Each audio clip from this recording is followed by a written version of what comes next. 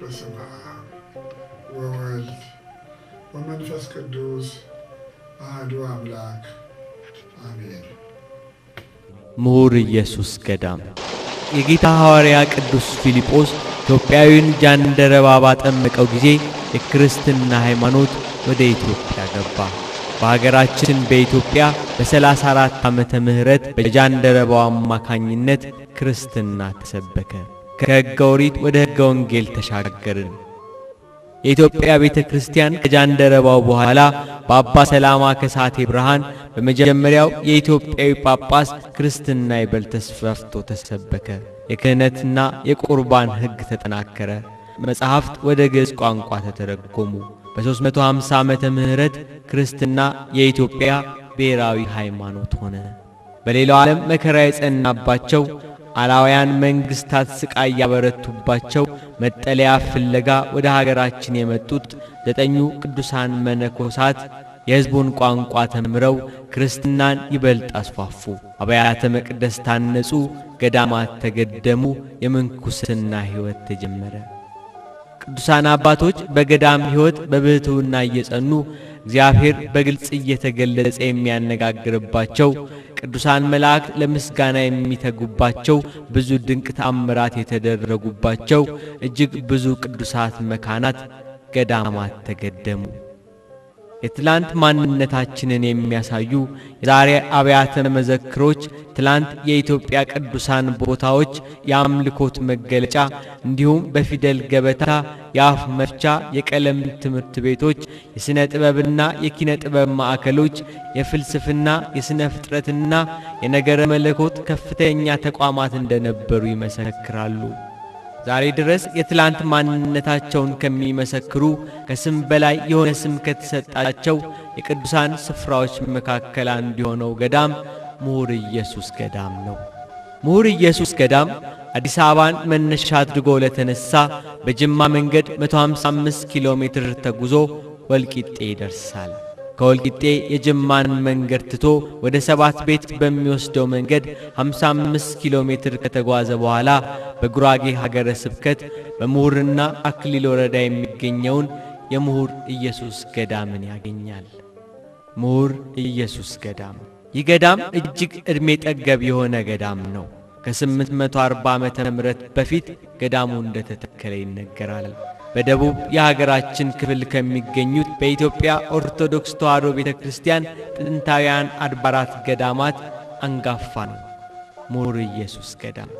ምሁር የሚለው የገዳሙ ስያሜ ከ7 ቤት ጉራጌ ብሔረሰብ የአንዱ ቤተ ነገድ መጠሪያ ነው። ገዳሙ በዚህ ብሔረሰብ ቤተ ነገድ ስም የሚጠራበት ምክንያት አለው። እንደ ታሪክ አዋቂዎች ገዳሙ ረጅም ዕድሜ ያስቆጠረ እንደመሆኑ ብር ቀርጾ ቀለም በጥብጦ ብራና ዳምጦ ጥንታዊውን የቤተ ክርስቲያንን ትምህርት በፊደል ገበታ በማስተማር ለደቡብ ብቸኛ የትምህርት ማዕከል ሆኖ ቆይቶ ነበር የምሁር ኢየሱስ ገዳም።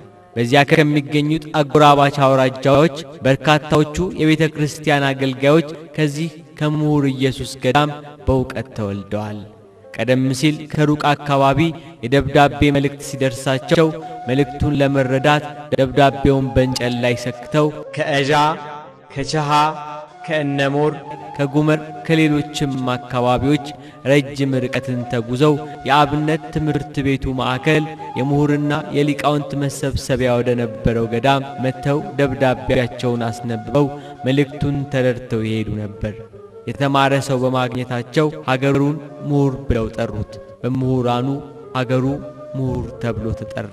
ምሁርና አክሊል የሚባለው አካባቢ እስከ ቅርብ ጊዜ ድረስ በሌላ አጠራር ይጠራ ነበር ይላሉ። ምሁር የሚባለው አካባቢ ነን ኦኪየ፣ ነን ማለት በጉራግኛ ላይ ማለት ሲሆን የላይኛው ኦኪየ ይባላል። አክሊል የሚባለው አካባቢ ተት ኦኪየ ሲባል ተት ማለት በጉራግኛ ታች ማለት ነው።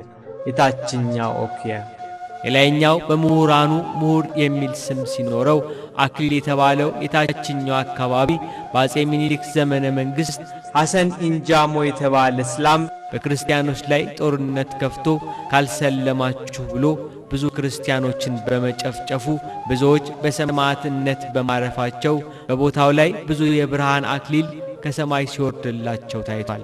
በእነዚያ የብርሃን አክሊል መሠረት አካባቢው አክሊል እየተባለ መጠራቱ ይነገራል። የምሁር ኢየሱስ ገዳም እመቤታችን ቅድስት ድንግል ማርያም ልጇ ወዳጇን ታቅፋ ሄሮድስ ከሀገር ባሳደዳት ጊዜ በግብፅ አድርጋ ኢትዮጵያ ስትመጣ ካረፈችባቸውና ከባረከቻቸው አካባቢዎች አንዱ ነው። ከሌላ አካባቢ በተለየ መልኩ እስከ ዛሬ ድረስ በብዛት የሚገኙት የዘንባባ ተክሎች ከእመቤታችን የስደት ዘመን ጋር የተያያዘ ታሪክ አላቸው። በ9ኛው መቶ ክፍለ ዘመን ገዳሙ በደብርነት ቢተከልም የተገደመው በ13ኛው መቶ ክፍለ ዘመን በጻድቁ አባታችን በአቡነ ዜና ማርቆስ ነው። አባታችን ዜና ማርቆስ በእግዚአብሔር ፈቃድ ወደ ሀገረ ምሁር ሂድ ተብለው ሲታዘዙ ደመና ጠቅሰው ምሁር ይመጣሉ። በወቅቱ ሀገረ ምሁር ከእግዚአብሔር ርቆ በአምልኮተ ጣዖት ውስጥ ነበር። አባታችን ዜና ማርቆስ ወደ ምሁር ባደረጉት የመጀመሪያ ሐዋርያዊ ጉዞ በወንጌል ትምህርትና በድንቅ ተአምራት የምሁር ሕዝብን ከአምልኮተ ጣዖት ወደ ቀደመው የአባቶቹ ሃይማኖት ወደ አምልኮተ እግዚአብሔር መመለሳቸው ይነገራል። አባታችን ዜና ማርቆስ 3 ዓመት በምሁር ተቀምጠው ሕዝቡን በሃይማኖት እንዲጸና ክርስትናን በመስበክ ወንጌልን እንዳስተማሩ የአባታችን የገድል መጽሐፍ ይነግረናል። ጻድቁ አባታችን ዜና ማርቆስ ከ5 ዓመታት ቆይታ በኋላ በወቅቱ ከነበሩት ግብፃዊ የኢትዮጵያ ጳጳስ አቡነ ቄርሎስ ጋር ወደ ምሁር ገዳም ሐዋርያዊ ጉዞ አድርገው ምሁር ኢየሱስ ገዳምን መሃሉን ገነት ዳሩ እሳት ይሁን ብለው ባርከው ገዳሙን ገደሙት። ለመላው ምሁር 156 ታቦትን ባርከው አብያተ ክርስቲያንን አንጸው ሰጥተዋል። አባታችን ዜና ማርቆስ ተዘዋውረው ሲያስተምሩ በወቅቱ ማዕከል አድርገው የሚነሱበትና የሚደርሱበት ስፍራ ይህ ታላቅ ገዳም ምሁር ኢየሱስ ገዳም ነበር። አባታችን ዜና ማርቆስ በመላው ምሁር ለተከሏቸው 156 አብያተ ክርስቲያናት የበላይ ጠባቂና አስተዳዳሪ አንድ ንቡረ እድ በምሁር ኢየሱስ ገዳም ሾመውና አስቀምጠው እሳቸው ግን ዛሬ ከሬብ ተብሎ ወደሚጠራው ዋሻ በመሄድ በፍጹም ብሕትውና በጾም በጸሎትና በስግደት ተወስነው እንደኖሩ የአባታችን ገድል በምሁርና በጎጎት 40 ዘመን ተሰውረው ቆዩ ሲል ይነግረናል። አባታችን ዜና ማርቆስ የአራዊትን ድምፅ፣ የአጋንንትን ትንኮሳ፣ የሌሊቱን ጨለማና ግርማ ታግሰው በፍጹም ብሕትውና ለ40 ዓመታት የተጋደሉበት ዋሻ ከምሁር ኢየሱስ ገዳም አጠገብ በስተ ሰሜን ዛሬ ድረስ ይታያል። የአባታችንን ፈለግ የተከተሉ እግዚአብሔር በድንቅ አጠራሩ የጠራቸው ብዙ የበቁ ቅዱሳን ከሰው ተሰውረው በዚያ አካባቢ ይኖራሉ። በአባታችን ስምና በሌሎችም ቅዱሳን ስም በጸሎታቸው ኃይል በእግዚአብሔር ቅዱስ ፈቃድ ከመሬት ውስጥ የፈለቀው ጸበል ለብዙ ሕሙማን ፈውስ እየሰጠ በዋሻው ውስጥ ዛሬ ድረስ ይገኛል። ከ3 ዓመት በፊት በ1997 ዓመተ ምህረት በብፁዕ አቡነ መልከ ጼዴቅ ከፍተኛ ድካምና ጥረት በአባታችን በዜና ማርቆስ ስም ይሄ ዋሻ በሚገኝበት አካባቢ ቤተ ክርስቲያን ተሰርቷል። በደቡብ ኢትዮጵያ የመጀመሪያውና ብቸኛው የንቡረ እድ መቀመጫ ሆኖ እስከ 19ኛው መቶ ክፍለ ዘመን ድረስ የዘለቀው የምሁር ኢየሱስ ገዳም ብዙ ድንቅ ታሪክ የተመዘገበበት ስፍራ ነው። ለኢትዮጵያ ኦርቶዶክስ ተዋሕዶ ቤተ ክርስቲያን እድገት ታላቅ አስተዋጽኦ ካደረጉት ነገሥታት መካከል አንዱ ዳግማዊ አፄ ምኒልክ ለዚህ ታላቅ ገዳም ቀድሞ ጨቦና ጉራጌ አውራጃ ተብሎ ይጠራ ከነበረው ከወሊሶ መልስ ያለውን ግዛት መተዳደሪያ ርስት እንዲሆን ፈቅደው ነበር። በወቅቱ ይህንን የንጉሡን ትእዛዝ ደጃዝማች ባልቻ አባ ነፍሶ ይቃወማሉ። በእሳቸው ተቃውሞ የንጉሡ ፈቃድ ሳይፈጸም ይቀራል። ባልቻ አባ ነፍሶ ግን እያደር ጤንነታቸው እየታወከ በጽኑ ደዌ ይያዛሉ። በሕልምና በራእይ ይቸገራሉ። ሁኔታውን ለሰዎች ሲያማክሩ ንጉሡ ለገዳሙ የሰጡት የመተዳደሪያ ርስትን በመከልከላቸው የመጣባቸው ችግር እንደሆነ ይነገራቸዋል። ባልቻ አባ ነፍሶ ተጸጽተው እግዚአብሔርን ይቅርታ ጠይቀው ሳንኩራ እየተባለ ከሚጠራው አካባቢ ከሚገኘው የግል ርስታቸው 125 ጋሻ በላይ ለገዳሙ መተዳደሪያ እንዲሆን ሰጡ። ከዚህ በኋላ ባልቻ አባ ነፍሶ ጤንነታቸው ተመለሰ። ባልቻ አባ ነፍሶ በርካታ የብራና መጻሕፍትና የብር መስቀሎችን፣ ካባዎችን እያጻፉና እያሰሩ ለገዳሙ የሰጧቸው ዛሬ ድረስ በገዳሙ ይታያሉ። የምሁር ኢየሱስ ገዳም ከባልቻ አባ ነፍሶ ባገኘው ርስት እየተዳደረ ታላላቅ መምህራንን እያስገኘ በርካታ አባቶች የወንጌል ፍሬዎች በትምህርት እየተወለዱበት እስከ 1966 ዓ.ም ድረስ ቆይቷል። ገዳሙ ባሳለፈው ረጅም ዕድሜ የሚዘከሩ ሁለት ታላላቅ ችግሮች ጎልተው ይታወሳሉ። የመጀመሪያው ችግር ከገዳሙ ዕቃ ቤት የተነሳው እሳት ሲሆን በዚህ የእሳት ቃጠሎ በዕቃ ቤቱ የሚገኙት በርካታ ጥንታውያን ቅርሶችና መዛግብት በእሳት ጋይተዋል። ዕቃ ቤቱ ከእንጨት የተሰራ የሳር ክዳን ነበርና ምንም ነገር ሳይተርፍ የትላንት የማንነት ማስታወሻዎች ብዙ ድንቅ ቅርሶች ተቃጥለዋል።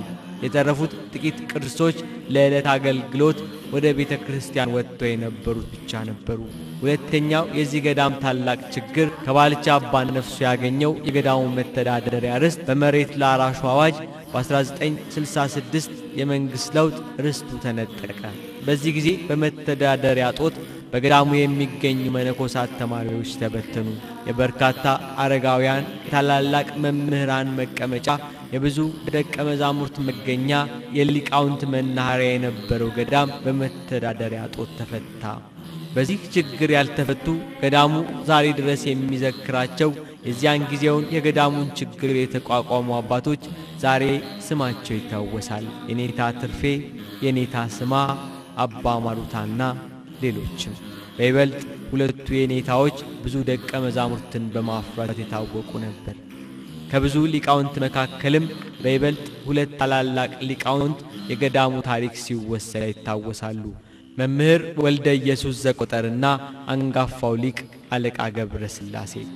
ገዳሙ በነበረበት ታላቅ ችግር ያልተፈቱ ጥቂት ገዳማውያን ሲያገኙ ቀምሰው ሲያጡ ጦም እያደሩ በጾምና በጸሎት ተግተው የገዳሙን ትንሣኤ እንዲያሳያቸው እየለመኑ በገዳሙ ጸንተው ቆዩ።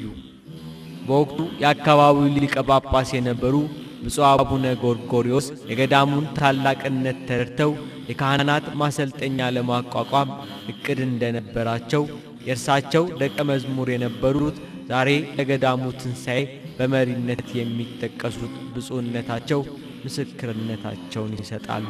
ብፁዕ አቡነ መልከ ጼዴቅ። ብፁዕ አቡነ ጎርጎርዮስ መላ ኢትዮጵያ 14 ጠቅላይ ግዛት በነበረበት ጊዜ ነው የሸዋ ሀገረ ስብከት ሊቀ ጳጳስ የነበሩት። በአሁኑ ሰዓት ሸዋ ሀገረ ስብከት ወደ 6-7 አህጉረ ስብከት ሆነዋል። በዛን ጊዜ እነዚህ በሙሉ በብፁዕነታቸው ነበረ የሚመሩት። ብፁዕነታቸው ጽሕፈት ቤታቸው እዚሁ አዲስ አበባ 4 ኪሎ ቢሆንም መንበራቸው ያደረጉት ዝዋይ ሐመረ ብርሃን ቅዱስ ገብርኤል ገዳም ካህናት ማሰልጠኛ ውስጥ ነው የነበረው። ብፁዕነታቸውን ያገኘኋቸው በዝዋይ ገዳም ካህናት ማሰልጠኛ ነው። በ71 ዓመተ ምህረት ለስልጠና ከተሰባሰቡት ሰልጣኞች ካህናት አንዱ ነው የነበሩት። ከተገናኘን በኋላ ካጠገባቸው ስር አድርገው ነው ያሳደጉኝ፣ ያስተማሩኝ። ካጠገባቸው አልተለየሁም። እንደውም አቡነ ቀሲሳቸው ጭምር ነው የነበሩት። ብፁዕ ጎርጎርዮስ ሊቀ ጳጳስ በእውነት የመናኝ መንፈሳዊ ነበሩ። አርበኛ ነበሩ ማለት እችላለሁ። ዝዋይ ገዳም በረሃ ነው። በእውነት ለአገልግሎቱ የሚመቸው በረሃ መሆኑን አውቀው ዝዋይ ገዳም ላይ ብዙ ስራ ሰርተዋል። ብዙ ልጆችን በመንፈስ ወልደዋል። በብዙ ሺህ የሚቆጠሩ ካህናትን አሰልጥነዋል። ብዙ ልጆችን አስተምረዋል። የክርስቲያኑንም የእስላሙንም ልጆች ሰብስበው ብዙ ሕፃናት አሳድገዋል እና ብዙ ምሳሌ ሊሆን የሚችል ስራ የሰሩ በኢትዮጵያ በሀገራችን በመንፈሳዊው ዓለም ማለት አቡነ ጎርጎርዮስ ናቸው። የዩኒቨርሲቲ ልጆችን አስተምረዋል፣ በስልጠና ማለት ነው። የኮሌጅ ልጆችን አሰልጥነዋል፣ በክረምት ጊዜ በስልጠና እየጠሩ ማለት ነው። የሃይስኩል ተማሪዎችንም ጭምር ቀሳውስትን ብቻ አይደለም። እና ብፁዕ አቡነ ጎርጎርዮስ በእውነት ብዙ ፍሬ አፍርተዋል። በአሁኑ ሰዓት በሀገር ውስጥም ከሀገር ውጭም ያሉት ተወዳጅ መምህራን፣ ወጣት መምህራን፣ ወጣት ሰባክያን መጥቀስ ይቻላል። ብፁዕነታቸው ያፈሯቸው ናቸው። እኔ ብቻ አይደለሁም። በአሁኑ ሰዓት የብፁዕነታቸው መነኮሳት ብዙ የቅዱስ ሲኖዶስ አባላት አሉ። ቤተ መንግስትም ብንገባ በሚኒስቴርነት ደረጃ ማለት ነው። ሐኪም ቤትም ብንሄድ በዶክተርነት እና ፍሬያቸው ታላቅ ነው የአቡነ ጎርጎርዮስ። እና የካህናት ማሰልጠኛም ደግሞ በዝዋይ ብቻ ሳይሆን በምሁር ገዳመ ኢየሱስም እንደውም የዝዋዩን ገዳም በብቃት የሚመራልኝ በርዕሰ መምህርነት ሙሉ ታማኝ ሆኖ ራሱን ችሎ የሚያገለግል ባገኝ ምሁር ገዳመ ኢየሱስ ሄጄ ማሰልጠኛ መክፈት እፈልጋለሁኝ ብለው ብዙ ጊዜ ያነጋግሩኝ ነበረ። እና መጀመሪያ ራእዩ የብፁዕነታቸው የብፁዕ አቡነ ጎርጎርዮስ ነው። ብፁዕ አቡነ ጎርጎርዮስ ለቤተ ክርስቲያናችን ትልቅ ባለውለታ ናቸው። ትልቅ ብርሃን ያበሩ ናቸው። ትልቅ መቅረዝ ናቸው። እና ደግሞ በጣም ደስ የሚለው ደግሞ ብሔራዊ ነው አስተሳሰባቸው። ጠባብ አይደሉም። ሁሉ የእሳቸው ነው። ከየት መጣህ አይሉም ነበር። ክፍለ ሀገርህ የት ነው አይሉም ነበር። እና 8 ዓመት ነው አብረን የኖርነው። በእውነት በድርሰትም በስብከትም በማስተማርም መሰል የላቸውም፣ ተወዳዳሪ የላቸውም። ልጅ ደግሞ ያየውን ነው የሚተገብረው፣ የተማረውን ነው የሚተገብረው። የነበረኝ ጸሎት የነበረኝ ልመና እግዚአብሔር አምላኬ ሆይ፣ እግዚአብሔር ፈጣሪዬ ሆይ ከአባቴ ያየሁትን እንዳከናውን በእውነት እሳቸውን መሀል አይቻልም። እሳቸውን የሚያክል ሰው እቺ ቤተክርስቲያን በእርግጥ እግዚአብሔር የሚሳነው ነገር የለም። እግዚአብሔር ሁሉ የእሱ ነው። ሁሉንም ማስነሳት ይችላል። እና በዛው ባየነው በተማርነው ያንኑ እንድተገብር እውነት ይሄ ጸሎቴ ነበረ። ፈጣሪን ለምኜዋለሁኝ እንዳገለግልህ ማሰልጠኛ እንዲኖር እጸልይ ነበረ። ብዙ ልጆችን ሰብስበን እንድናገለግል እንዳስተምር እጸልይ ነበር። ትምህርት ቤት እንዲኖረኝ፣ ቤተክርስቲያናችን ደቀ መዛሙርት እንዲኖሯት፣ በደቡቡ አካባቢ የተዘጉት አብያተ ክርስቲያናት እንዲከፈቱ፣ የሚከፍቱ ዲያቆናት፣ መነኮሳት፣ ቀሳውስት፣ አስተዳዳሪዎች፣ ሰባክያን፣ መምህራን፣ ሊቃውንት እንዲወጡ መሳሪያ አድርገኝ ብዬ እግዚአብሔርን ለምኜዋለሁ። ስለዚህ አሁን እኔ ይህንን ጸሎትን ያልከለከለኝ ምሕረቱን ከኔ ያላራቀ እግዚአብሔር ይክበር ይመስገን ብዬ ጸሎቴን እያቀረብኩ ነው። የጠየቅኩትን ሁሉ አገኛለሁ፣ የለመንኩትን ሁሉ እግዚአብሔር ይሰጠኛል። እና የተናገሩኝንም አስታውሳለሁኝ። አባታችን ደቀ መዝሙራቸው ሳለሁኝ ምን ነበረ የሚሉት? ብዙ ሰዎች ብዙ ይለምናሉ፣ ጥቂት አያገኙም። ትንሽ እንኳን አያገኙም። እኔ ግን ጥቂት እለምናለሁ፣ ብዙ አገኛለሁኝ ይሉ ነበር። 5 ብለምን 10 አገኛለሁ፣ 10 ብለምን 20 አድርጎ ፈጣሪ ይሰጠኛል ይሉ ነበር። ምክንያቱም አድራሻውን ያውቃላ እግዚአብሔር ይላል። የት እንደምወስደው ምን ላይ እንደማውለው የማገኘውን ከምእመናን የምቀበለውን አድራሻው ማደርስበትን ስለሚያውቅ ትንሽ ስለስጠይቀው ብዙ ይሰጠኛል ይሉ ነበር። አሁንም ያ ነው ለኔ የሚተረጎምልኝ። ንግሩ ለእግዚአብሔር ምሕረቱ ነዋ። እግዚአብሔርን ምሕረቱን ተናገሩ፣ ቸርነቱን ተናገሩ ነው የሚለው። እና ለምኜ እኔ መጥቼ አላውቅም። በገዳሙ ስም፣ በተማሪዎቹ ስም፣ በህፃናቱ ስም ለምኜ አላጣሁኝ። ትንሽ አይደለም ማገኘው፣ ብዙ ነው ማገኘው። ስለዚህ ስራ ሁሉ የእግዚአብሔር ነው፣ አገልጋዮቼ ሁሉ የእግዚአብሔር ናቸው። እና እኔም ይኸው ነበረ ጸሎቴ። የአቡነ ጎርጎርዮስን ተግባር ያየሁትን በትንሹ በብዙ አይደለም በትንሹ ለመተግበር በጣም ጓጓ ነበረ። አሁን ምሁር ገዳመ ኢየሱስ ሁለተኛዋ ዝዋይ ናት። እና የተባረከ እግዚአብሔር ዘይከራኒ ጸሎቴ ወያርሐቀ ሳህሎ ምን ብፁዕ አቡነ ጎርጎርዮስ ያቀዱትን የተቀደሰ ሐሳብ ከግብ ሳያደርሱ ቢያርፉም የእግዚአብሔር ቀን ሲደርስና የገዳሙ ትንሣኤ ሲሆን በቅዱስ ሲኖዶስ በብፁዕ ቅዱስ አቡነ ጳውሎስ ፓትርያርክ ዘኢትዮጵያ እንዲሁም ብፁዕ አቡነ ጎርጎርዮስ በመንፈስ በወለዷቸው በብፁዕ አቡነ መልከ ጼዴቅ ብርታትና ትጋት የገዳሙ ትንሣኤ ሆነ። የአካባቢው ምእመናንን፣ የሀገሩ ተወላጆችን፣ በጎ የሚያደርጉ ምእመናንን ሁሉን አስተባብረው ብፁዕ አቡነ መልከ ጼዴቅ መንፈሳዊ ትምህርት ቤት እንዲቋቋም አደረጉ። ቤቶቹ ተሰርተው እስኪያልቁ በነበሩት ጥቂት ጎጆ ቤቶች ከ30 እስከ 35 የሚደርሱ ደቀ መዛሙርትን በአዳሪ ተማሪነት ተቀብለው ጥር 15 1989 ዓ.ም የንባብ፣ የቅዳሴ፣ የቅኔ ጉባኤ ቤት ትምህርት አስጀመሩ። ዛሬ ከ10 ዓመት በኋላ ገዳሙ 30 ብቻ ደቀ መዛሙርት ያሉት መንፈሳዊ ትምህርት ቤት አይደለም። ገዳሙ ዛሬ ቤተ ደናግል፣ አንደኛ ደረጃ ትምህርት ቤት፣ ቤተ መዘክር፣ የካህናት ማሰልጠኛ ተቋም፣ የሕፃናት መርጃ ማዕከል፣ በሐዋርያት ከተማ አጸደ ሕፃናትና አንደኛ ደረጃ ትምህርት ቤት፣ ወልቂጤ ከተማ አጸደ ሕፃናትና አንደኛ ደረጃ ትምህርት ቤት ያሉት በእውቀትና በኃይል የዳበረ ገዳም ነው ምሁር ኢየሱስ ገዳም። በዕድሜ ጠገብ ዛፎች የተከበበውን ግርማው ኃይሉና የአካባቢው መልክዓ ምድር የሚስበው የታላቁ የምሁር ኢየሱስን ገዳም ኑ አብረን እንጎብኘው።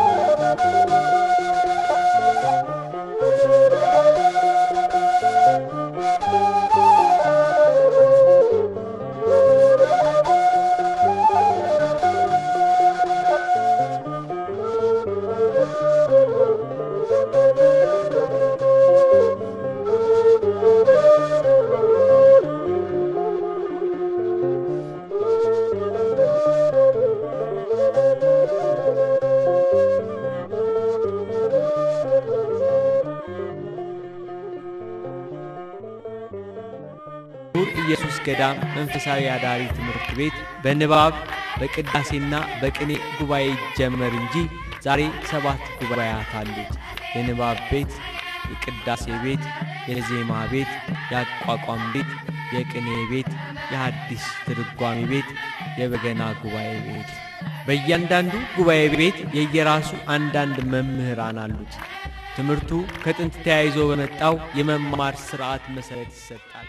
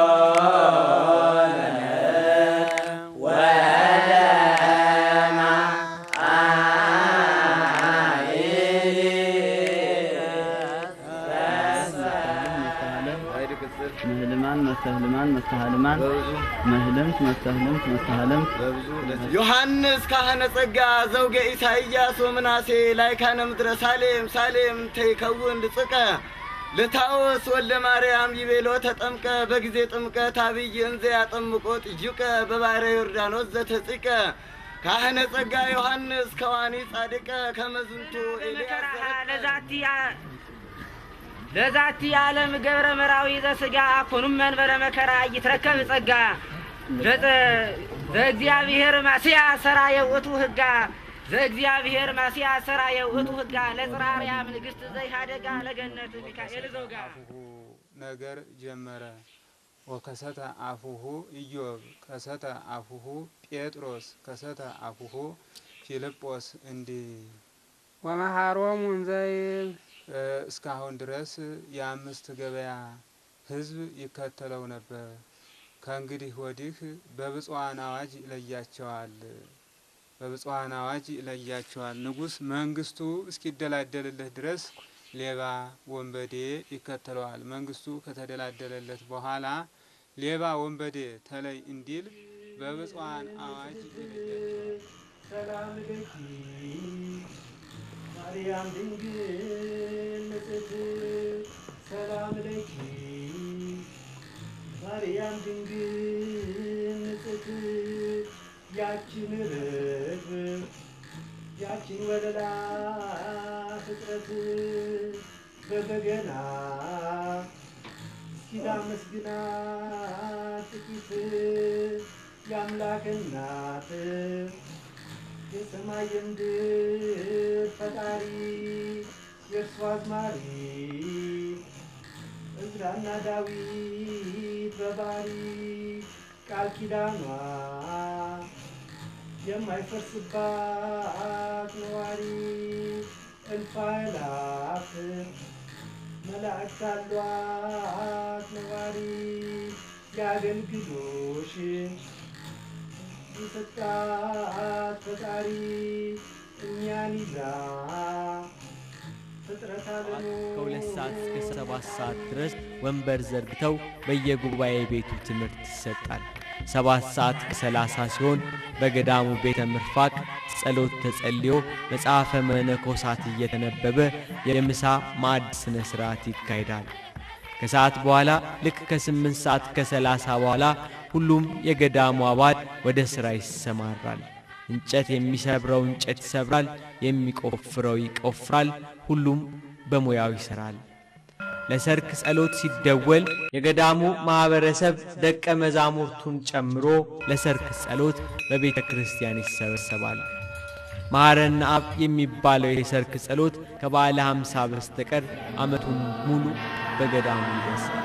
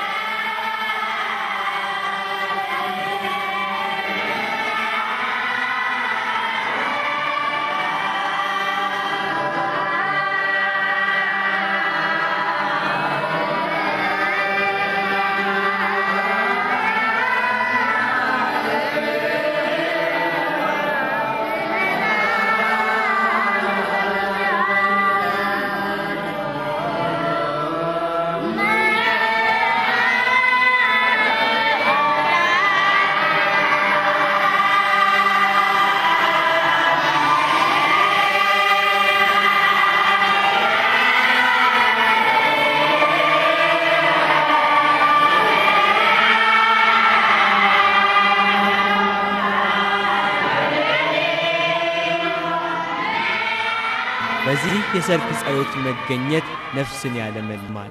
በተለይ ከሕፃናቱ አንደበት የሚወጣው የምስጋና ዝማሬን መስማት ሕይወትን በየዕለቱ የሚያድስ ታላቅ የገዳም በረከት ነው።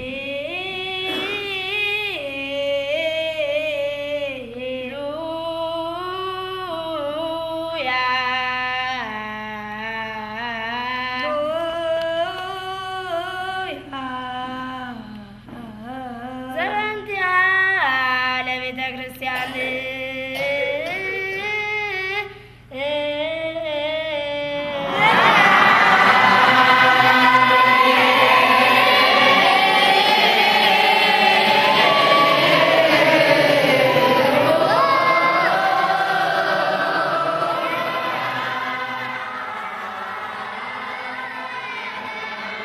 ከሰርክ ጸሎት በኋላ ተከታታይ የወንጌል ጥናት ባንቀጽ ባንቀጽ የየዕለቱን ወንጌል በቃል እየተጠና በግዕዝና በአማርኛ ይነበባል። በየዕለቱ የዕለቱ ተረኛ እየተነሳ የተነበበውን ወንጌል መሠረት አድርጎ ይሰብካል።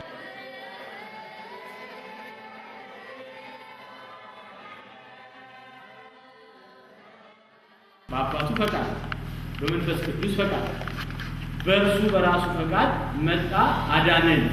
ይሄ ነው ወዶ ፈቅዶ ነው የመጣው ክርስቶስ ሊያድነን። መስቀል እንዳለ አውቋል የመጣው። ያለ ፈቃዱ አይደለም ክርስቶስ የመጣው ሊሞት ሊያድነን። ይሄን ያስገደደው ምንድነው? ፍቅር ነው። መጀመሪያ ከመንበሩ የሳበው ክርስቶስን ከሰማየ ሰማያት ያወረደው ለሞት ያበቃው ፍቅር ነው። አባ ሕርያቆስ ፍቅር ሳቡ ለወልድ ኃያል መንበሩ ዋብጾ እስከ ለሞት እስከ ሞት ያደረሰው ክርስቶስን ምንድነው? ፍቅር ነው። በፍቅር ነው ክርስቶስ የመጣው። ስለወደደን ነው። ስለኛ ፈንታ በእኛ ተገብቶ ክርስቶስ የሞተው በፍቅር ነው። እና ይሄን እያወቀን ነው ሰው ለሚወደው ምንም መከራ ቢኖር ከፊቱ ምንም ነገር ከፊቱ ምንም ሰይፍ ቢሳል ለሚወደው ሰው ሕይወቱን አሳልፎ ይሄ በክርስቶስ ነው የተጀመረ። የክርስቶስ ለየት የሚያደርገው ምንድነው? እኛ ጠላቶቹ ሳለን እርሱ ወደደን። ይሄ ሰው ለሚወደው ሰው ሊሞት ይችላል። ሰው ለሚወደው ሰው ብዙ ነገር ሊያደርግ ይችላል። ራሱን አሳልፎ ሊሰጥ ይችላል። ለሚወደው፣ ለሚያበላው፣ ለሚያጠጣው፣ ለሚንከባከበው ሰው በእንተ ፈንታ እኔ በሞት በአንተ ፈንታ እኔ በተሰቀልኩ ጸጉሩን ይነጫል፣ ያለቅሳል ለሚወደው። ለጠላቱ ግን ሰው ማድረግ አይችልም። ክርስቶስ ግን እኛ ጠላቶቹ ሳለን ወደደን። አቡነ መልከ ጼዴቅ በስብከቱ ላይ የጎደለውን ይሞላሉ፣ የተጣመመውን ያቃናሉ። በማጠቃለያ ስብከቱ ያልተገለጠ ምስጢር ካለ ፈተው ማብራሪያ ይሰጡና ምሽቱን በጸሎት ይዘጋሉ። ካህንነት በጣም እየመሰከሩ መሞት ነው። በማስፈራራት አይደለም። ትክክለኛ ይሄ አሕዛብ አሉ፣ ቤተ አይሁድ አሉ፣ ቤተ ይሁዳ አሉ እና ለነዛ ተላልፎ መሸጥ ነው። የሚሸጥ ሞልቷል፣ የሚገዛም ሞልቷል። ስለ ክርስቶስ መሸጥ ነው። እሱ ለ30 ብር እንደተሸጠ ማለት ነው። ባርኮት አለ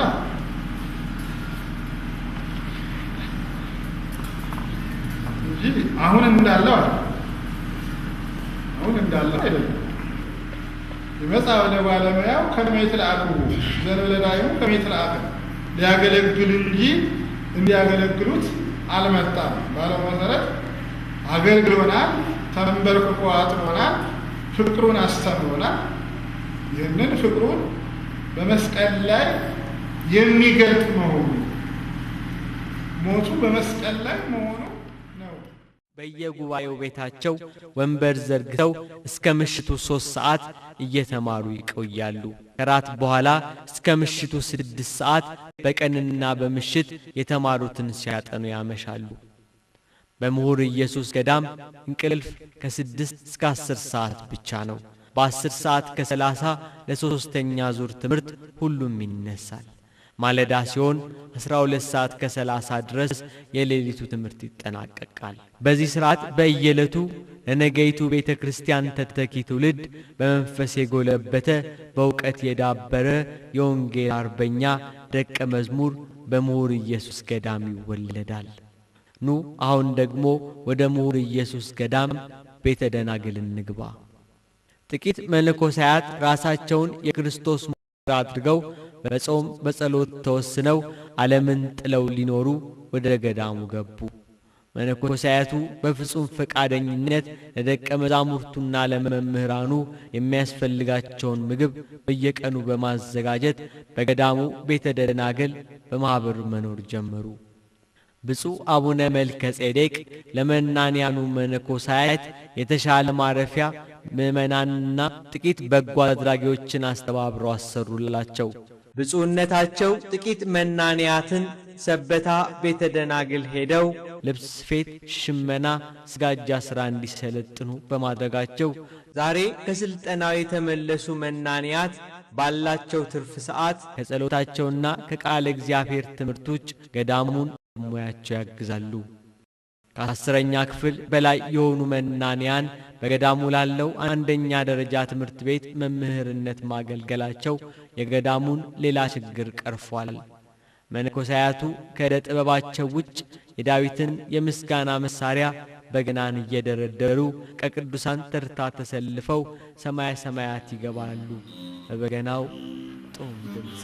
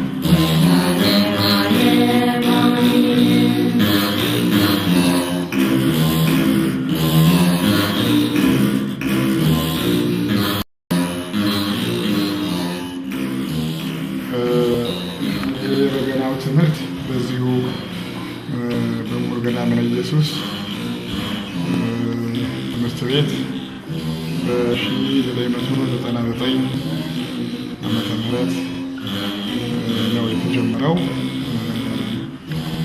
ቀደም ሲል የተገለጸው 7 ጉባኤያት አሉ። ከ7ቱ ጉባኤያት አንዱ የበገና ትምህርት ነው እና በገናውን ሲደረድር ዳዊት ማለትም ነው ሕሙማንን ይፈውስ እንደነበረ፣ ርኩሳን መናፍስት የያዛቸው ያደሩባቸው ሰዎች በዚሁ በበገና ይገሰጹ እንደነበረ እናውቃለን። በበገና ልናመሰግን ደግሞ ደጋግሞ ዳዊት የተጠቀመበት ነውና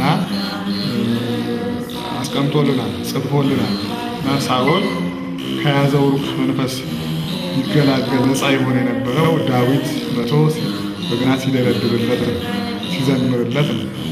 አሁን እንደሰማነው ካሉ ሰዓቱ ይደርሳል ሳስብ ሌላ የተሰቀለውን ስጋውን ሳልበላ ምስጢረ ቁርባንን ነው የሚያስተምረው ማለት ነው። አሁን መቼም በዚህ ዓለም እኖራለሁ ነው የሚለው። ሁልጊዜ የሚዘጋጀው ለመኖር ነው። ለመኖር እንዳሰበ እንደሮጠ እንደተጨነቀ ነው የሚኖር። በዚህ መሰረት ለዓለሙ ሳስብ ለመኖር ሳስብ የመኖር እቅድ ብቻ ሳወጣ ድንገት ጥሪ ደረሰብኝ ለምስጢረ ቁርባን ሳልበቃ የሚለውን የሚያዘክረው የመሸበትን ንስሐ ያልገባው ወደ ማዕዱ ወደ ቅዱስ ማዕዱ ያልቀረበችውን ነፍስ ቅረቢ የሚል መንፈሳዊ ጥሪ ነው የሚያስተጋባው እና በየሰንበት ትምህርት ቤቱ ሊሰጥ የሚገባ ነው። በሁሉም ገዳማት በሁሉም አህጉረ ስብከት እንዲኖር ልናደርገው ይገባል። ትልቁ ሀብታችን ነው፣ መሳሪያችን ነው። የምሁር ኢየሱስ ገዳም የቀለም ትምህርት ቤቶችን ኑ እንጎብኛቸው። የብፁዕ አባታችን የአቡነ መልከ ጼዴቅ ከፍተኛ ድካምና ልዩ ጥረት የታየበት ተስፋ አበው አጸደ ሕፃናትና አንደኛ ደረጃ ትምህርት ቤት ከመንፈሳዊ ትምህርት ጎን ለጎን የገዳሙ ሕፃናት እንዲሁም የአካባቢው ህብረተሰብ እንዲማሩበት በማሰብ የአባቶቻቸው ልጆች እንዲወለዱ የተመሰረተው ተስፋ አበው አንደኛ ደረጃ ትምህርት ቤት እስከ 6ኛ ክፍል ድረስ ያስተምራል። ብፁዕ አባታችን በየጊዜው የትምህርት አሰጣጡን ሂደት ተማሪዎቹ በሚማሩበት ክፍል እየተገኙ ይከታተላሉ። የተማሪዎቹን የትምህርት አቀባበል፣ የመምህራኑን የማስተማር ችሎታ ይገመግሙታል። ብፁዕ አባታችን ከበጎ አድራጊ ድርጅቶች ጋር በመነጋገር ለገዳሙ የሚያደርጉት እገዛና ድጋፍ እጅግ የላቀ ነው። ከአንድ በጎ አድራጊ ድርጅት ጋር በመነጋገር ባገኙት ድጋፍ ተጨማሪ ክፍሎች ያለው 2 ብሎኮች ተገንብተው ተጠናቀዋል። የነዚህ መማሪያ ክፍሎች መጨመር በሚቀጥሉት ጊዜያት ተጨማሪ ተማሪዎችን ለመቀበል ያለውን የመማር ማስተማር ሂደት ለማገዝ ትልቅ አስተዋጽኦ ይኖረዋል። ዘመናዊው ትምህርት ቤት በገዳሙ መኖሩ በገዳሙ ለሚያድጉ ሕፃናት የቤተ ክርስቲያንን ትምህርት ከዘመናዊ ትምህርት ጎን ለጎን ለመማር ታላቅ ዕድል ፈጥሮላቸዋል። ለደቀ መዛሙርቱ ለመነኮሳቱና ለመነኮሳያቱ ደግሞ ከገዳሙ ሳይወጡ ዘመናዊ ትምህርትን እንዲማሩ ረድቷቸዋል። ለአካባቢው ልጆችና ለህብረተሰቡ ደግሞ ረጅም መንገድ ሳይጓዙ በአካባቢያቸው ትምህርትን በነፃ እንዲያገኙ ረድቷል። የምሁር ኢየሱስ ገዳም ከገዳሙ 3 ኪሎ ሜትር ርቀት ላይ ደግሞ ብርሃን አጸደ ሕፃናት ተገንብቷል። በዚህ ታላቅ ገዳም ተልእኮ መሰረት ነገ እግዚአብሔርን የሚፈራ ትውልድ፣ የቤተ ክርስቲያን ፍቅር ያደረበት ዜጋ፣ የቤተ እግዚአብሔር ጣም በልቡ የተሳለ ሰው ለመፍጠር ገዳሙ ይችላል። ኑ አሁን ደግሞ የምሁር ኢየሱስ ገዳም የካህናት ማሰልጠኛ እንጎብኝ። የካህናት ማሰልጠኛው የተቋቋመው በቅዱስ ሲኖዶስ ውሳኔ ነው በ1998 ዓመተ ምህረት። በካህናት ማሰልጠኛው የሚሰጠው የትምህርት ይዘት ካህናት ወደ አገልግሎት ሳይሰማሩ በፊት ያገኙትን ትምህርት እንዴት ምዕመናንን ሊያገለግሉበት ይችላሉ በሚል መልክ አጫጭር ስልጠናን ለካህናት ይሰጣል። በዚህ የስልጠናም ወቅት ትምህርት ሃይማኖት፣ መጽሐፍ ቅዱስ፣ የቤተ ክርስቲያን ታሪክ፣ የስብከት ዘዴ፣ ትምህርት አበነፍስ፣ የቤተ ክርስቲያን አስተዳደር በሚሉ ርዕሶች ላይ ተጨማሪ ትምህርትና ስልጠና ይሰጣል። የምሁር ኢየሱስ ገዳም የካህናት ማሰልጠኛ ተቋም። የምሁር ኢየሱስ ሕፃናት መርጃ ማዕከል ደግሞ ሌላው የገዳሙ ውጤት ነው። በብፁዕ አቡነ መልከ ጼዴቅ ያላሰለሰ ጥረት ቤተሰቦቻቸውን ያጡ ሕፃናት፣ የሚረዳቸው የሌሉ ባልባሌ ቦታዎች የወደቁ ሕፃናት ወደ ገዳሙ ተሰባስበው በታላቅ ፍቅርና እንክብካቤ እያደጉ ይገኛሉ። በምሁር ኢየሱስ ገዳም የሕፃናት መርጃ ማዕከል ከገዳሙ 55 ኪሎ ሜትር ርቀት ላይ በወልቂጤ ከተማ የሚገኘው አካዳሚ የገዳሙን ታላቅ ስም የመለሱና ዛሬ እየተሰሩ ያሉ ታላላቅ ሥራዎች አባት የሆኑ ብፁዕ አቡነ መልከ ጼዴቅን ይዘክራል። የብፁዕ አቡነ መልከ ጼዴቅ አካዳሚ። ይህ ታላቅ አካዳሚ ለምሁር ኢየሱስ ገዳም ብዙ የደከሙና ለትምህርት ባላቸው ልዩ ትኩረት ለቤተ ክርስቲያኒቱ ባላቸው በጎ ራዕይ አርያ በሆኑ ታላቅ አባት በብፁዕ አቡነ መልከ ጼዴቅ ስም ተሰይሟል። ይህ አካዳሚ የተሰየመው የብፁዕነታቸውን የሥራ ፍሬ በተመለከቱ ከፍተኛ የመንግሥት ባለሥልጣናት መሆኑ አካዳሚውን ልዩ ያደርገዋል። የምሁር ኢየሱስ ገዳም ሥርዓተ ቤተ ክርስቲያንን የተማሩ፣ በሃይማኖት የተገሩ፣ በጥበብ የጸደቁ ብዙ ምሁራን የሚወጡበት ገዳም ነው። ከመንፈሳዊ ጥበብን ባሻገር በዘመናዊ ዕውቀት ለሀገርና ለወገን የሚተርፉ ታላላቅ ሰዎች የሚገኙበት ገዳም ነው። የምሁር ኢየሱስ ገዳም ዘላቂ የሆነ ገቢ ለገዳሙ መተዳደሪያ መፍጠር፣ የአብነት ትምህርት ቤቶችና የካህናት ማሰልጠኛዎችን በኮሌጅ ደረጃ ማሳደግ፣ በገዳሙ ዙሪያ የሚገኙትን የዕለት ገቢ የሌላቸውን ችግረኛ የህብረተሰብ ክፍል በተለይም እናቶችን በማኅበር በማደራጀት ራሳቸውን የሚረዱበትን መንገድ፣ ሌላም ነገ ገዳሙ በእግዚአብሔር ቅዱስ ፍቃድ ሊሠራ ያሰባቸው ራእዩና ዕቅዶቹ ናቸው። የአባቶቻችን ጥንካሬ፣ የሃይማኖታቸው ብርታት ዛሬ በአባቶቻችን ላይ ይታያል። ብፁዕ አቡነ መልከ ጼዴቅ ለዚህ አባባላችን መታያችን ናቸው። ደከመኝ ሰለቸኝ አይሉም። እያንዳንዷን የገዳሟን ሂደት ይከታተላሉ። እጅግ ጠቃሚ ሐሳቦችን እያመጡ ገዳሙን በሃይማኖትና በፍቅር እያቆሙ የነገይቱ ቤተ ክርስቲያን ተስፋ ይጥራሉ። እግዚአብሔር አምላክ ለአባታችን ረጅም ዕድሜን ፍጹም ጤናን ያድንልን። የአባታችን የአቡነ ዜና ማርቆስ ረድኤትና በረከት ይደርብን። አሜን።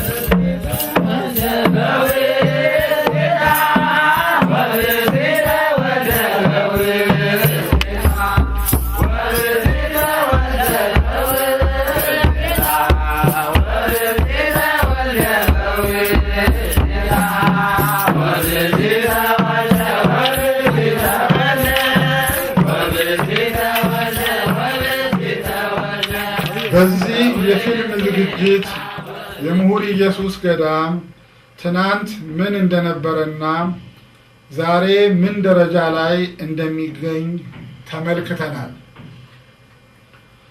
ለነገ ደግሞ ልዑል እግዚአብሔር ከፈቀደልን በገዳሙ የተጀመሩት መንፈሳዊ ስራዎች ሁሉ ቢቻል በተሻለና በበለጠ ደረጃ ካልተቻለ ግን ባለበት ሁኔታ መቀጠል እንዲችልና ዘለቄታ እንዲኖረው ለማድረግ ብዙ እቅዶች አሉን። እቅዶቻችንን ተግባራዊ ለማድረግ ደግሞ ጊዜያችሁን፣ ዕውቀታችሁን፣ ገንዘባችሁን ለቤተ ክርስቲያን በማዋል ለቤተ ክርስቲያናችን ጥሩ ስምና ዝና ያስገኛችሁ በሀገር ውስጥና ከሀገር ውጪ የምትገኙ የልጆቻችን እይታ በእጅጉ ያስፈልገናል። ኑና ገዳሙን ተሳለሙ፣ የእግዚአብሔርን ቸርነት ቅመሱ፣ አጣጥሙ። የጻድቁ የቅዱስ አባታችን የአቡነ ዜና ማርቆስን በረከት ተቀበሉ። ሕፃናቱን ጎብኟቸው፣ የሚጎድላቸውንም ጠይቋቸው። ልዑል እግዚአብሔር ሀገራችንን ሰላም ያድርግልን፣ ቤተ ክርስቲያናችንን ከፈተና ይጠብቅልን። በኦርቶዶክስ ተዋሕዶ ሃይማኖታችሁም ሃይማኖታችን ያጽናችሁ። አሜን።